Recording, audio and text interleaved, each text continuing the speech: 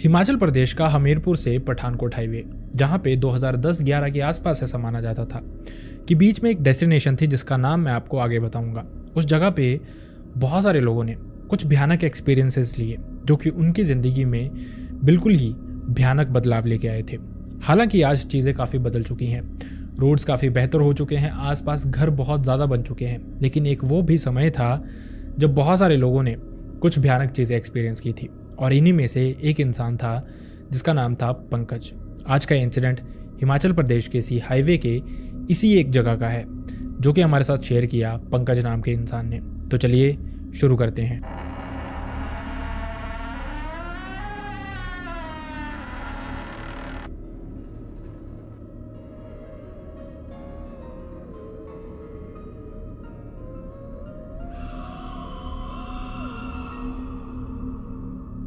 Hi and welcome back everyone. First of all thank you so much हमारी videos को इतना प्यार देने के लिए। आपका प्यार इसी तरह से मिलता रहेगा तो वीडियोस भी इसी तरह से आती रहेंगी। अगर आपको वीडियोस पसंद आती हैं तो वीडियोस को हाइप करना ना भूलें, लाइक करना ना भूलें और साथ ही सब्सक्राइब बटन के पास जो बेल आइकन है उसको ज़रूर प्रेस कर दें ताकि हमारी वीडियो आप तक पहुँच सके। साथ ही अगर किसी के साथ भी इस तरह का कोई इंसिडेंट हुआ है जो आप चाहते हैं यहाँ पे नरेट करूँ मैं, तो आप हमारी मेल आईडी या इंस्टाग्राम पे शेयर कर सकते हैं। दोनों का लिंक आपको हमारे डिस्क्रिप्शन बॉक्स में मिल जाएगा। अब बढ़ते हैं इंसिडेंट की तरफ। आज का इंसिडेंट हमारे साथ शेयर किया पंकज नाम के एक इंसान ने। पंकज ने बताया ये इंसिडेंट उनके साथ साल 2011 के अगस्त मंथ के आसपास हुआ था। इस समय जो पंकज थे वो हमीरपुर के एक कॉलेज में पढ़ रहे थे। उनका सेकेंड ईयर चला हुआ था। इनका जो घर था वो पठानकोट से लगभग 20 से 25 किलोमीटर हिमाचल वाली साइड इंदौरा नाम की जगह पे था। जिंदगी काफ़ी हद तक बढ़िया थी। मतलब इस समय पंकज ने बताया उनकी फैमिली की फाइनेंशियल कंडीशन बहुत अच्छी थी, जहाँ पे बहुत सारे लोग थे जिनके पास उस समय मोबाइल फ़ोन नहीं हुआ करते थे। मतलब कीपैड वाला वो जो फ़ोन था वो हुआ करता था, लेकिन वो भी गिने चुने लोगों के पास। पंकज के पास ये फ़ोन भी था। इसके अलावा उनके पास एक बाइक भी थी। ये थी एक क्रिज्मा बाइक। मतलब उनकी लाइफ काफ़ी हद तक सॉर्टेड थी और सब कुछ बहुत अच्छा था। पंकज अपनी बाइक से ही ट्रैवल किया करते थे हमीरपुर की तरफ। इसी तरह से ज़िंदगी बीत रही थी और वो जब भी आते जाते थे बाइक पे ही आते जाते थे। कुछ घंटे लगते थे लेकिन घर वाले भी श्योर होते थे कि वो बाइक लेके ही आएगा। इसी तरह से वक्त बीत रहा था, लेकिन मंथ आता है अगस्त का। 2011 का ये अगस्त का मंथ था जब हल्की हल्की सर्दियाँ आने शुरू हो जाती हैं। मतलब इस तरह का जो टाइम होता है वही वाला बरसात के बाद का टाइम। पंकज रात को अपना डिनर करते हैं, जिसके बाद उनको घर से एक कॉल आता है उनके पिता की तरफ से। उनको बताया जाता है कि जो उनकी दादी हैं उनकी डेथ हो गई है। पंकज ने बताया उनकी दादी उनके लिए बहुत ही ज़्यादा क्लोज थी। ये जो बात थी, ये न्यूज़ थी, उनके लिए बहुत बुरी थी। घर वाले चाहते थे कि पंकज यहाँ पे होता तो बेहतर होता, लेकिन फिर भी उस वक्त वो अपने बेटे को मना कर देते हैं कि तुम्हें यहाँ पे घर पे नहीं आना चाहिए इस समय। बेहतर होगा तुम अर्ली मॉर्निंग, जैसे ही सूरज निकलना शुरू होगा, सुबह होगी हल्की हल्की, तो निकल आना बाइक लेके। क्योंकि वो जानते थे अगर रात को बेटा आएगा तो ये सेफ़ नहीं होता। बहुत कम लोग रोड पे होते हैं, कुछ ऊपर नीचे हो जाए तो कोई हेल्प करने वाला भी नहीं होता। इसके अलावा उस समय चोरों का भी बहुत हल्ला था इस हाईवे पे। ऐसा माना जाता था कि बहुत सारे लोग हैं जो वक्त बे वक्त मिलते हैं और लोगों को लूटते हैं। पंकज की फैमिली के लिए भी यही एक कंसर्न था, जिसके चलते वो अपने बेटे को मना कर देते हैं। पंकज उनकी बात सुनता है और बहुत दुख में ये फ़ोन काटता है, लेकिन उसके बाद भी पंकज अपने आप को होल्ड बैक नहीं कर पा रहे थे। उनकी जो दादी थी, जैसा मैंने आपको बताया, उनके लिए बहुत क्लोज थी। वो कोशिश कर रहे थे कि सुबह तक का वेट कर ले, लेकिन उनसे हो नहीं रहा था। वो जो इमोशंस थे वो एक तरह से उनको अपनी तरफ खींच रहे थे। बिना देरी किए वो रात को लगभग 8:30-9 बजे के अराउंड ही अपने ओनर्स को बताते हैं। मतलब जिस रूम में वो रहते थे उन ओनर्स को इंटीमेट करते हैं। इसके बाद वो अपने कॉलेज में भी अपने कुछ प्रोफेसर्स को फ़ोन कर देते हैं। क्योंकि ये मैटर सेंसिटिव था, किसी ने भी उसको रोकना सही नहीं समझा। पंकज अपनी बाइक स्टार्ट करता है और निकल जाता है इंदौरा की तरफ। बेसिकली उस समय रोड्स की हालत इतनी अच्छी नहीं थी। इंदौरा पहुंचने के लिए भी उनको लगभग 5 से 5.5 घंटे लगते थे नॉर्मली, अगर वो नॉर्मल स्पीड से चलते रहें तो। पंकज निकलते हैं लगभग 2.5 से 3 घंटे की राइड करके। वो एक जगह पे पहुंचते हैं। इस जगह का नाम था चंबी। ऐसा माना जाता था कि इस जगह पे उस समय बहुत अजीबोगरीब हरकतें होती थी और क्यों होती थी वो भी मैं आपको आगे बताऊंगा। खैर पंकज को इसके बारे में पता नहीं था क्योंकि उस जगह पे रुकना होता नहीं था, कोई रिलेटिव था नहीं और उनका घर उस पर्टिकुलर डेस्टिनेशन से उतना ही दूर था जितना दूर उनका ये कॉलेज था। मतलब बिल्कुल ऑलमोस्ट बीचों बीच ये डेस्टिनेशन थी। पंकज ने बताया आजकल के बिल्कुल उल्टा वो समय अलग था। मतलब अगर रात के 11, 11:30, 12 बजे का टाइम हो तो उस समय लोग रोड्स पे दिखते ही नहीं थे। जो हल्की फुल्की आजकल गाड़ियां दिखती भी हैं वो भी नहीं होती थी। इसी तरह का ये समय था। बहुत रात हो चुकी थी, लेकिन अचानक से पंकज ने कुछ बहुत अजीब देखा। पंकज ने देखा कि जैसे ही वो इस जगह का एक ब्रिज क्रॉस करता है, वहां पे एक लड़की थी जो कि उससे लिफ्ट मांग रही थी। अब रात के इस समय कोई लड़की लिफ्ट मांगे तो बहुत रेयर होगा शायद कोई इंसान बाइक रोके अपनी, क्योंकि सबको पता चल जाएगा कुछ तो है जो कि नॉर्मल नहीं है। लेकिन ये भी माना जाता है कि जब कोई उल्टी सीधी चीज़ आपको मिलती है, आपसे हेल्प मांगती है, आपसे बातचीत करने की कोशिश करती है, तो जो आपकी अकल होती है वो सही मायने में घास चरने चली जाती है। कुछ ऐसा ही इस मैटर में भी, इस मामले में भी हुआ। पंकज ने अपने आप ही बाइक रोक दी। वो नहीं चाह रहा था, लेकिन अंदर ही अंदर से कुछ था जो कि उसको रोकने पे मजबूर कर देता है। वो वहाँ पे रुकता है और ये लड़की उसको कहती है कि उसको आगे लगभग 4 से 5 किलोमीटर की दूरी पे जाना है। वो कोशिश कर रही थी, बहुत टाइम से यहाँ पे वेट कर रही थी, लेकिन ना कोई लिफ्ट मिली, ना कोई टैक्सी उसको मिली। पंकज ना चाहते हुए भी उसको लिफ्ट दे देता है। ये जो लड़की थी, इसकी आवाज़ पंकज ने बताया बहुत सुंदर थी। मतलब सुन के उसको एक अलग तरह का कंफर्ट आ गया था। उसको लग रहा था जिस तरह की चीज़ें उसके दिमाग में चल रही हैं वैसा कुछ भी नहीं है। वो उस लड़की को बैठाता है और देखते देखते ये जो 4 से 5 किलोमीटर का डिस्टेंस था ये भी कंप्लीट हो जाता है। पंकज को कुछ भी वियर्ड नहीं लगता है, कोई भी नेगेटिविटी अपने सराउंडिंग फील नहीं होती है। समटाइम्स ऐसा भी माना जाता है कि कोई अजीबोगरीब चीज़ अगर आपको मिलती है तो वो पूरी कोशिश करती है आपको ये जतलाने का कि ये जो सामने चीज़ है ये असली है, कोई भूत प्रेत नहीं है, ताकि आप उन पर भरोसा कर लो। क्या पंकज के साथ भी कुछ ऐसा ही हो रहा था? पंकज का ध्यान नहीं गया इन चीज़ों पे। खैर, वो लड़की को लेकर जाता है और उस जगह पे ड्रॉप कर देता है जहाँ पे उसको जाना था। लड़की उतरती है, हालांकि बहुत अंधेरा था, वो शक्ल नहीं देख पाया, लेकिन श्योर था उसके हाव भाव से, उसकी बातों से कि वो लड़की ही थी। जिसके बाद वो उसको वहाँ पे उतारता है और निकल जाता है अपने घर की तरफ। वो बहुत रिलीव्ड था कि जैसा उसको लग रहा था शायद उसने गलती कर दी इस लड़की को लिफ्ट देके, वैसा कुछ नहीं था। शायद उसने अंधेरे में किसी अकेली लड़की की हेल्प कर दी है। इसके बाद ज़्यादा उसने सोचा नहीं, क्योंकि उसका दिमाग कहीं ना कहीं उसकी दादी की तरफ ही था जो अब इस दुनिया में नहीं थी। बिना देरी किए वो अपने घर पहुंचता है। घर पहुंचते ही एटमॉस्फेयर जो था वो बहुत दुख का था। ऑब्वियसली फैमिली का कोई इंसान चला जाए तो एटमॉस्फेयर दुख का ही होता है। इसी तरह का सब कुछ उसके घर पे भी था। रात भर फैमिली मेंबर्स जागते रहते हैं, पंकज भी सो नहीं पाता है, जिसके चलते अगली सुबह उनका अंतिम संस्कार किया जाता है। सब कुछ नॉर्मल था। पंकज धीरे धीरे ये चीज़ें भुलाना शुरू कर चुका था, लेकिन देखते देखते वो नहीं जानता था उसके साथ आगे क्या चीज़ें होने वाली हैं और वो कितनी भयानक होने वाली हैं। अब अगली रात पंकज सोता है। हालांकि कुछ गेस्ट, कुछ कजन्स उनके अपने ही घर पे थे। इन्हीं के साथ पंकज सोता है, लेकिन रात को उसको एक बहुत अजीब सा सपना आता है। इस सपने में कभी कभार उसको अपनी दादी दिख रही थी, जो कि पंकज की तरफ देख के मुस्कुरा रही थी। लेकिन देखते देखते एकदम से उसकी दादी उसी लड़की में बदल जा रही थी, उसी जगह पे, मतलब उसी अंधेरे वाले एटमॉस्फेयर पे वो खड़ा होता था अपनी बाइक लेके, और दादी का रूप बदल के एकदम अंधेरा हो जाता था, और वही लड़की की जो अपीयरेंस थी, प्रेजेंस थी, उसी तरह की चीज़ें उसको फील होनी शुरू हो जाती हैं। और ये जो एटमॉस्फेयर होता था ये बहुत नेगेटिव हो जाता था। पंकज समझ नहीं पा रहा था उसके साथ हो क्या रहा है। अब पंकज का प्लान इस तरह से था कि उसको अगले 14 से 15 दिन अपने घर पे ही रहना था। और ये जो चीज़ थी ये एक रात पंकज के साथ नहीं होती है, पहली रात होती है, उसके बाद दूसरी, तीसरी, चौथी, लगभग 1 से 1.5 हफ्ता लगातार ये सब कुछ होता रहता है पंकज के साथ। वो समझ नहीं पा रहा था कि आखिरकार ये मैटर है क्या। उसने किसी कज़न से शेयर नहीं किया कि सब मजाक उड़ाएंगे। जब लगभग हफ्ते से ज़्यादा टाइम हो गया था तो उसने अपनी माँ से शेयर किया। उसकी माँ ने उसको बताया कि समटाइम्स होता है जब फैमिली का कोई मेंबर चला जाता है इस दुनिया से, तो वो इसी तरह से हमें दिखता है, अलग अलग अपीयरेंसेस में, और वो कुछ जतलाने की कोशिश करता है। हो सकता है आपको आपकी दादी कोई मैसेज दे रही हूँ। अगर कुछ पर्टिकुलरली हो सपने में तो मुझे ज़रूर बताना, हम इसके बारे में सोचेंगे।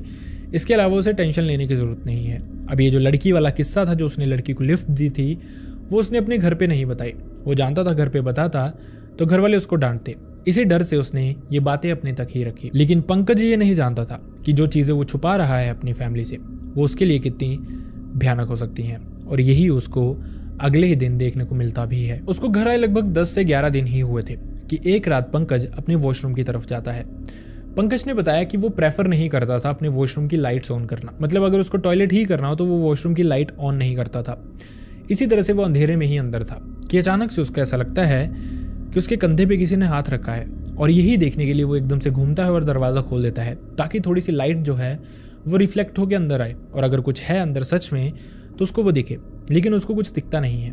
इतने में उसको लगता है कि वॉशरूम की ऑपोजिट साइड वाली जो वॉल है वहाँ से कोई औरत भागते हुए गई है और रोते हुए गई है। ये जो रोना था उसको बहुत क्लियरली, बहुत लाउडली सुनाई दे रहा था। पंकज 1 मिनट भी इस वॉशरूम में नहीं रुकता है, भागते हुए अपने कमरे में पहुंचता है जहां पे उसके कजन्स भी थे। वो देखना चाहता था कि क्या किसी के भी इस तरह के रिएक्शंस हैं, कि किसी ने भी इस तरह से किसी लड़की के रोने की आवाज़ सुनी हो। लेकिन जैसे वो अंदर पहुंचता है, देखता है सब कुछ बहुत नॉर्मल था। उसके कजन्स खुद से बातें कर रहे थे एक दूसरे से। ये कैसे पॉसिबल था कि पंकज ने कोई चीज़ इतनी क्लियरली, इतनी लाउडली सुनी हो, लेकिन उसके कजन्स ने या फिर फैमिली में किसी और ने नहीं सुनी। पंकज ये सब कुछ देख के बहुत हैरान था। उसने इशारों में अपने एक कजन से पूछना भी चाहा कि क्या कोई बाहर रो रहा था, क्या तुमने किसी के रोने की आवाज़ सुनी? तो कजन्स ने मना कर दिया। उन्होंने कहा कि 10 दिन हो चुके हैं। वैसे भी दादी की उम्र बहुत ज़्यादा थी, उनको बीमारियां भी थी, तो ऑब्वियसली वो अपनी पूरी ज़िंदगी जी के ही इस दुनिया से गए थे। इतना बड़ा मैटर नहीं था। इंसान ऑब्वियसली इस दुनिया से जाता है तो दुख सबको होता है, लेकिन अगर सबको पता हो कि इस तरह का कुछ होने वाला है और उसके बाद ये चीज़ें हों, तो इंसान इतना दुख नहीं मनाता। धीरे धीरे वो भूलना शुरू कर देते हैं। इनफैक्ट कईयों के लिए एक अच्छा मैटर भी होता है कि एक इंसान अपनी ज़िंदगी जी के चला गया इससे पहले कि उसको कुछ दुख भोगने पड़े। मतलब जब वो खुद से चल ना पाए, घूम ना पाए, बातें ना कर पाए। ऐसा ही मैटर यहाँ पे था। अब पंकज बहुत श्योर था कोई रो नहीं रहा था, किसी की आवाज़ किसी ने नहीं सुनी, तो आखिरकार उसके साथ ही ये चीज़ें क्यों हुई? अभी वो इस सब की सोच में ही गिरा हुआ था, लेकिन और भी भयानक इंसिडेंट उसका वेट कर रहे थे। देखते देखते 1 से 2 दिन और बीतते हैं। ये 13वां दिन था जब पंकज अपने घर आया हुआ था। वो होल्ड बैक नहीं कर पा रहा था। मतलब जो चीज़ें उसको फील हो रही थी, उसको एक अजीब सी प्रेजेंस अपने सराउंडिंग फील हो रही थी, और सपने में हमेशा ये लड़की दिखाई दे रही थी। वो उसको टच करने की कोशिश कर रही थी। ये कैसे पॉसिबल था कि कोई इमेजिनेशन, कोई अजीब सी चीज़ आपको टच करने की कोशिश करे? पंकज, जिसकी उम्र 19 से 20 साल थी, उसने ऐसा अपनी ज़िंदगी में कभी फील नहीं किया था। वो बहुत मैच्योर था इन सब मामलों में कि कुछ ना कुछ गड़बड़ उसके साथ ज़रूर हो रही है। इसी के चलते 13वें दिन वो अपनी माँ से फिर शेयर करता है। वो अपनी माँ को सब कुछ बताता है, किस तरह की चीज़ें उसके साथ हो रही हैं। उसको कुछ तो अजीब ज़रूर लग रहा है, शायद कुछ पैरानॉर्मल उसके साथ हो रहा है। लेकिन उसकी माँ फिर से चीज़ें टाल देती है, ये कहते हुए कि तू बहुत टाइम बाद घर पे आया है, ऊपर से एटमॉस्फेयर भी यहाँ पे नेगेटिव है, अजीब सा है, हो सकता है तुझे अजीब लग रहा हो क्योंकि दादी अब इस दुनिया में नहीं है। लेकिन पंकज जानता था कि ये कुछ भी नॉर्मल नहीं है, बल्कि सब कुछ पैरानॉर्मल है। लेकिन वो चाह के भी इस लड़की के बारे में अभी भी घर पे नहीं बता पा रहा था। वो ये नहीं जानता था कि उसकी माँ क्या सोचेगी। उसको ऐसा लग रहा था अगर वो शेयर करेगा तो हो सकता है उसकी माँ ये सोचे कि यहाँ उसकी दादी की मौत हुई थी और वहाँ ये लड़कियाँ घुमा रहा था। इसी चक्कर में पंकज ने कुछ भी शेयर नहीं किया। रात होती है, वो सोने चले जाते हैं। लेकिन ये रात पंकज के लिए बहुत ही ज़्यादा भयानक थी। जैसे वो सोने की कोशिश करे, उसको बार बार यही सपना आए, और इस बार ये जो लड़की थी, इसका एक अजीब सा जला हुआ चेहरा उसको दिख रहा था, जैसे कुछ बहुत भयानक है। और वो चीखती चिल्लाती, उसके कानों में उसकी आवाज़ बहुत तीखी आ रही थी। इसी के चलते उसकी नींद खुल जा रही थी बार बार। जब भी वो सोने की कोशिश करे, बार बार ऐसा हो। और इनफैक्ट कभी कभार अगर बीच में उसको नींद आने भी लगे तो उसको ऐसा लगे जैसे बहुत ज़ोर से कोई झटका मार के जा रहा है, उसकी नींद अचानक से फिर से खुल जाए। बहुत मुश्किल से पंकज ने बताया उस रात उसको 3:30-4 बजे के अराउंड नींद आई ही थी, लेकिन आधे घंटे के बाद ही उसको ऐसा लगा जैसे उसको उठा के बेड से नीचे किसी ने फेंक दिया हो। पंकज कभी भी बेड से नीचे नहीं गिरा था, ना वो किसी तरह का कोई नशा करता था। वो जानता था कि ये कोई इल्यूजन नहीं है, बल्कि एक रियलिटी है, डार्क रियलिटी। और यही चीज़ें पंकज को खाए जा रही थी। ये रात उसकी बहुत मुश्किल से निकलती है। उसका प्लान था अभी तक शायद वो 15वें दिन अपने कॉलेज की तरफ जाएगा, लेकिन ये चीज़ें उसको रुकने नहीं दे रही थी। वो चाहता था फाइंड आउट करना कि आखिरकार ये सब कुछ किस वजह से हो रहा है।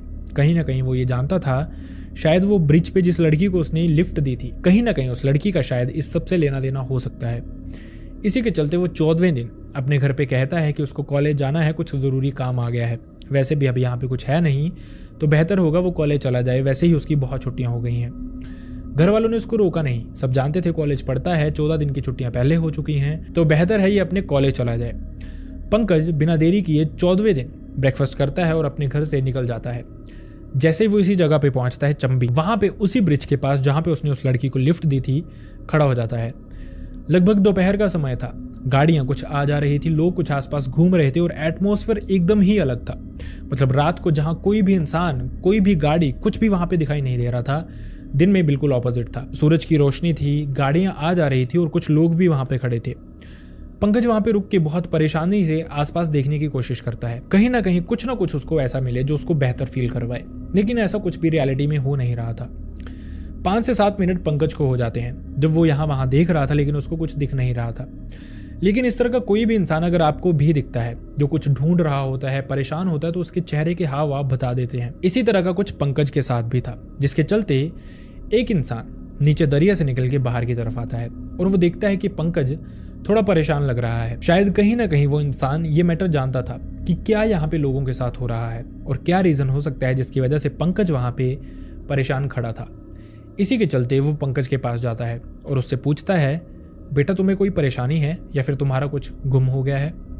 पंकज उसको सारी बात बताता है। वो बताता है कि आज से लगभग 2 हफ्ते पहले वो अपने घर की तरफ जा रहा था लेट नाइट।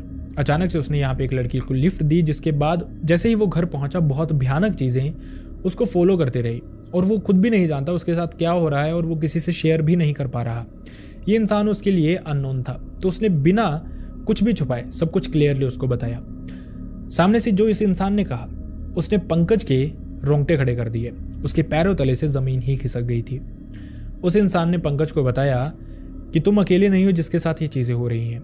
पिछले कुछ दिनों से बहुत सारे लोगों के साथ ये सब कुछ हो रहा है। बहुत सारे लोग हैं जो कि इसी तरह से परेशान हो रहे हैं और कुछ तो घर पहुंच के बीमार भी हो जाते हैं। लगभग महीना बीमार ही रहे लोग। इस तरह की चीज़ें भी लोगों के साथ हुई। कुछ रिकवर उसके बाद भी नहीं कर पाए। पंकज जानना चाहता था कि आखिरकार ये सारा मैटर क्या है, तो वो उसी इंसान से पूछता है, लेकिन इससे पहले वो इंसान कहता है, मैं तुम्हें कुछ भी बताऊं बेहतर होगा तुम मेरे साथ मेरे घर चलो। मेरे पिताजी जो हैं वो ये तंत्र क्रियाएं जानते हैं। वो जानते हैं अगर किसी इंसान पे कोई भूत प्रेत डायन इस तरह की कोई भी चीज़ हावी हो तो उसको किस तरह से बचाना है, और वो आपका इलाज ज़रूर करेंगे। आपको कुछ भी बुरा फील नहीं होगा उसके बाद। पंकज बिना देरी किए इसी इंसान के साथ इसके घर पे जाता है। ये जो रोड था मेन हाईवे से लगभग 1 से 1.5 किलोमीटर की दूरी पे इस इंसान का घर था। दोनों वहाँ पे पहुँचते हैं और वो इंसान पंकज को अपने साथ बैठाता है और कहता है, बेटा वक्त बेवक्त कहीं भी जाओ आगे से ये सीख रखना कि इतनी लेट अगर कोई लड़की लिफ्ट मांगे तो प्रैक्टिकली ये चीज़ पॉसिबल नहीं है। जितना हो सके इन चीज़ों को इग्नोर करो। मैं तुम्हें यही प्रेफर करूँगा कि रात को इतनी वक्त बेवक्त अकेले तुम ट्रैवल ही ना करो। उस समय का एटमॉस्फेयर अलग था, आजकल का एटमॉस्फेयर अलग है। आजकल लोग अकेले ट्रैवल करना प्रेफर भी करते हैं, लेकिन वो समय बिल्कुल ही अलग था। अब वो इंसान पंकज का थोड़ी देर वहाँ पे इलाज करता है। उसको एक धागा देता है उसके बाजू पे बांधने के लिए और ये कहता है कि बेहतर होगा अगले 3 से 4 दिन तुम इस धागे को खोलो ना। पंकज समझ नहीं पा रहा था। इस तरह की जो भी विधियां होती हैं यूजुअली लोग 7 दिन, 15 दिन, 21 दिन इस तरह के डेज बताते हैं, लेकिन इस इंसान ने उसको 3 से 4 दिन ही क्यों बोला था। पंकज इसी क्यूरोसिटी को रखते हुए उस इंसान से पूछ भी लेता है कि आखिरकार 3 से 4 दिन ही क्यों, उसके बाद सब ठीक हो जाएगा। तो वो इंसान कहता है कि तुम्हारे साथ ही नहीं, जिसके साथ ये चीज़ें हुई हैं सबके साथ ठीक हो जाएगा। अब पंकज पूछता है कि मुझे मैटर बताइए, मैं और होल्ड नहीं कर सकता। ये इंसान पंकज को कुछ बताना शुरू करता है। वो कहता है कि पास ही का एक कॉलेज था, वहाँ पे एक लड़का लड़की पढ़ते थे। दोनों एक दूसरे के साथ रिलेशनशिप में थे। दोनों शादी करना चाहते थे, लेकिन दोनों की कास्ट में प्रॉब्लम थी, जिसके चलते उन्होंने बहुत कोशिश की अपनी फैमिलीज को मनाने की, लेकिन फैमिलीज किसी भी हद तक मानने के लिए रेडी ही नहीं थी। जब दोनों को समझ आ गया कि फैमिलीज नहीं मानेंगी तो दोनों एक बहुत भयानक कदम उठाने का सोचते हैं। दोनों ने प्लान किया था कि वो एक ही समय पे आत्महत्या कर लेंगे। अलग अलग जगह ही करेंगे लेकिन कर लेंगे। जिसके बाद वो लड़की इसी एरिया में जहाँ पे उसके साथ ये चीज़ें हो रही थी वहाँ पे पहुँचती है। लड़के के साथ वो कॉन्टैक्ट में थी और वो जंप लगा देती है वहाँ से, जिसके चलते उसकी जान चली जाती है, लेकिन दूसरी तरफ लड़के को हिम्मत ही नहीं होती है। ऐसा माना जाता है कि इस तरह का स्टेप लेने वाला जो भी इंसान होता है वो हीट ऑफ द मोमेंट में अगर चीज़ें हो जाए, मतलब अगर आप 5 से 10 सेकंड भी इस सबको डिले कर लो तो उसके बाद ना आप में हिम्मत होती है और ना ही आप इस तरह का कदम उठाने का सोचते हैं। और वो जो लड़का था वो उसके बाद ऐसा कुछ भी नहीं कर पाया, जिसके चलते ये लड़की अकेली ही इस दुनिया से चली गई। और क्योंकि इसकी एक अंतिम इच्छा थी जो पूरी नहीं हो पाई थी, इसी के चलते वो यहाँ पे भटकना शुरू हो गई। इनफैक्ट उस समय लोगों ने रात में बाहर निकलना ही बंद कर दिया था। मतलब पंकज तो वैसे ही बहुत लेट था, लेकिन जैसे ही अंधेरा होने लगता था तो लोग अपने अपने घरों में चले जाते थे। इनफैक्ट बहुत सारी बसेस में, बहुत सारी गाड़ियों में इस तरह के इंसिडेंट्स होने लग पड़े थे। कभी भी कोई भी इंसान उस रास्ते से गुजरता था तो अचानक से एक लड़की उनसे लिफ्ट मांग लेती थी और उसका नाम फेमस था जीन्स वाली लड़की करके। वो लड़की जीन्स में अक्सर दिखती थी और लोगों से लिफ्ट मांगती थी। कोई अगर किराया मांगे, कोई पैसे मांगे तो उनको अक्सर ये कहती थी कि मेरे पाँव देखो, और उसके पाँव अक्सर उल्टे होते थे। खैर ये जो बातें थी ये तो बहुत सारे लोगों की कही बातें थी, लेकिन पंकज ने कुछ खुद से एक्सपीरियंस कर लिया था। उसने पैर नहीं देखे थे, उसने उस औरत की या फिर उस लड़की की शक्ल भी नहीं देखी थी, लेकिन एक बात के लिए वो बहुत श्योर था कि वो लड़की ही थी और उसी की वजह से उसके साथ ये चीज़ें होनी शुरू हो गई थी। अब सवाल ये था कि वो लड़की इस दुनिया से चली गई थी, सबको परेशान कर रही थी, लेकिन उसका सोल्यूशन कैसे होना था और 3 से 4 दिन में कैसे सबके साथ सब कुछ ठीक होने वाला था। इस इंसान ने बताया कि यहाँ के लोगों ने मिलकर कुछ तांत्रिक कुछ बाबों के ग्रुप को बुलाया है, जिसके बाद उन्होंने प्लान किया है कि वो उस लड़की की आत्मा को यहीं पे समन करेंगे और इसी ब्रिज के नीचे उसको ज़मीन में गाड़ देंगे, ऊपर से एक कील लगा देंगे ताकि ये लड़की की आत्मा आज़ाद हो जाए या फिर किसी को परेशान ना करे, हमेशा के लिए ब्रिज के नीचे ही बंध जाए। अब चॉइस उस लड़की की आत्मा की होगी कि उसको आज़ादी चाहिए या फिर हमेशा के लिए बंध के रहना है। इसी के चलते पंकज सुनता है, हालांकि उसके रोंगटे खड़े हो गए थे। वो सीधा वहाँ से अपने कॉलेज के अपार्टमेंट की तरफ या फिर अपने रूम की तरफ निकलता है, जहाँ पे पहुँचता है और अपनी नॉर्मल रूटीन ही शुरू करता है। अगले 2 से 3 दिन पंकज ने बताया कि उसको वियर्ड सी चीज़ें फील होती थी, लेकिन उसको हमेशा ऐसा लगता था कि कोई चीज़ है जो कि इन चीज़ों को, ये जो नेगेटिव चीज़ें हैं, एंटिटीज़ हैं जो उसको परेशान कर रही थी घर पे, उनको दूर भगा रहा है। कोई स्लीप पैरालिसिस नहीं, कोई आसपास कोई अजीब प्रेजेंस नहीं, बल्कि उसको कभी कभार ऐसा लगता था कि उसके घर के बाहर जो उसका कमरा था उसके बाहर इनफैक्ट बहुत सारी अजीब सी चीज़ें होती हैं, लेकिन कोई चीज़ है जो कि उसको अंदर आने से रोके हुए है। देखते देखते वक्त बीतता है। पंकज ने अपनी सेफ्टी के लिए 5 दिन इस धागे को बांध के रखा। 6ठे दिन उसने इस धागे को खोल दिया, जिसके बाद उसके साथ इस तरह की कोई भी चीज़ नहीं हुई। पंकज ने बताया कि उसके बाद जब वो घर गया था नेक्स्ट टाइम, तो वो थोड़ा शाम के टाइम ही निकला था, ये देखने के लिए कि क्या लोग वहाँ पे होते हैं, सब कुछ नॉर्मल हुआ है या नहीं। पंकज ने बताया कि अंधेरा तो नहीं हुआ था, लेकिन उस समय भी इस एरिया में काफ़ी भीड़ थी, लोग आ जा रहे थे। जब पंकज ने रुक के एक इंसान से पूछा भी इस सब मैटर के बारे में, तो उसने भी यही बताया कि जो उस इंसान ने आपको बताया था कि तांत्रिकों ने आना है, वो आए थे और वो उस लड़की को नीचे बांध के चले गए हैं। उसके बाद से कोई भी इस तरह की चीज़ वो जगह पे नहीं हुई। लेकिन पंकज ने एक चीज़ ज़रूर शेयर की कि कभी कभार अगर आप किसी ऐसी जगह से गुजरो जहाँ के बारे में आपको पता ना हो, आपको कोई अननोन इंसान आपसे लिफ्ट मांगे, चाहे वो कितनी भी ज़रूरत में आपको लगे, लेकिन कहीं ना कहीं आपके दिमाग में डाउट आए कि इस इंसान का इस समय यहाँ पे होना पॉसिबल नहीं है, तो बेहतर यही होगा कि आप अपने दिमाग को स्ट्रॉन्ग रखें, खुद को समझाएं और वहाँ से निकल जाएं, रुके ना। क्योंकि अगर वो कोई इंसान था तो उसको कोई ना कोई जानने वाला ज़रूर वहाँ पे होना था जो उसको लिफ्ट दे देता, उसको कहीं ना कहीं ले जाता। लेकिन अगर वो चीज़ कहीं भी नहीं गई, वहाँ से वहीं पे खड़ी है, तो समझ लीजिए उसका ठिकाना वही है और वो आपको परेशान कर सकती है। आई रियली होप आपको इस इंसिडेंट से कुछ सीखने को मिला हो। एंड इस तरह के इंसिडेंट्स शेयर करने से यहाँ पे हमारे इंटेंशंस भी किसी की भावनाओं को ठेस पहुँचाने के नहीं होते, बल्कि हम चाहते हैं कि आप जैसे लोग जो चीज़ें शेयर करते हैं वो हम यहाँ पे लोगों को बताएं, ताकि लोगों को दूसरों की गलतियों से सीखने का मौका मिले, ना कि खुद वो गलती करने का मौका मिले। आई रियली होप आपको ये वीडियो पसंद आया हो। एंड आई रियली होप अगर आपको वीडियो पसंद आया तो आप वीडियो को लाइक भी करेंगे और चैनल को जो सब्सक्रिप्शन के आगे बेल बटन है उसको ज़रूर प्रेस करेंगे। साथ ही मैं चाहता नहीं, लेकिन अनफॉर्चुनेटली अगर किसी के साथ भी इस तरह का कोई भी इंसिडेंट हुआ है जो आप चाहते हैं मैं यहाँ पे नरेट करूँ, लोगों तक पहुँचाऊँ, जिससे लोगों को कुछ सीखने का मौका मिले, तो आप हमारी मेल आईडी या फिर इंस्टाग्राम पे शेयर कर सकते हैं। दोनों का लिंक आपको हमारे डिस्क्रिप्शन बॉक्स में मिल जाएगा। See you next time in the next video. Bye bye.